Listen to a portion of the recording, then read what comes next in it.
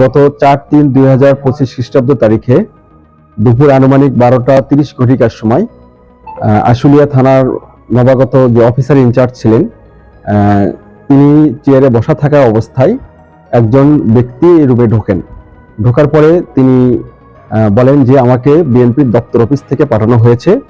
তারপরে কিছু সাংবাদিক তাকে জিজ্ঞাসা করে দপ্তর অফিসে আপনার পোস্ট কি, তখন তিনি বলেন যে আমি ওখানকার পিয়ন। তো তারপরে উনি বলেন যে আপনি কি জন্য এসেছেন, তো বলেছেন যে দপ্তর অফিস থেকে আমাকে পাঠানো হয়েছে যে বর্তমানে যে অফিসার ইনচার্জ এসেছেন তিনি ছাত্রলীগের লোক কিনা এটা যাচাই বাছাই করার জন্য তাকে পাঠানো হয়েছে।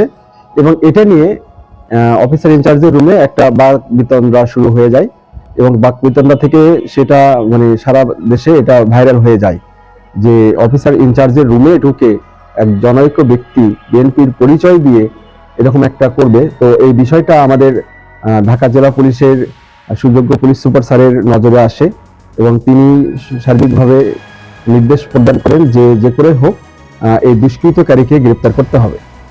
তো তাৎক্ষণিকভাবে আমাদের ঢাকা জেলা পুলিশের একটা চৌকস দল, বিশেষ করে গোয়েন্দা টিম, এটা নিয়ে কাজ করা শুরু করে দেয়। তখন দেখা যায় যে উক্ত ব্যক্তির নাম সুমন, তার বাড়ি চাঁদপুর শাহরস্তি থানায়।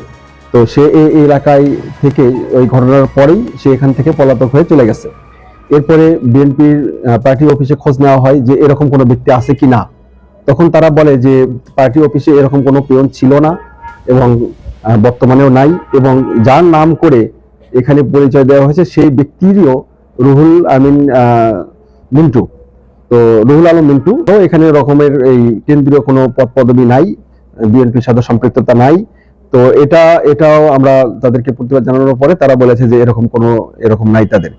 তো তারপরে আজকে আমরা অনেক অভিযান চালানোর পরে আজকে আমরা তাকে চাঁদপুর জেলার চিস্তি নামক জায়গা থেকে তাকে আমরা গ্রেপ্তার করে আজকে আমরা আসলে থানায় নিয়ে আসার পরে তাকে আমরা ব্যাপক জিজ্ঞাসাবাদ করি যে তিনি কেন এটা করেছেন।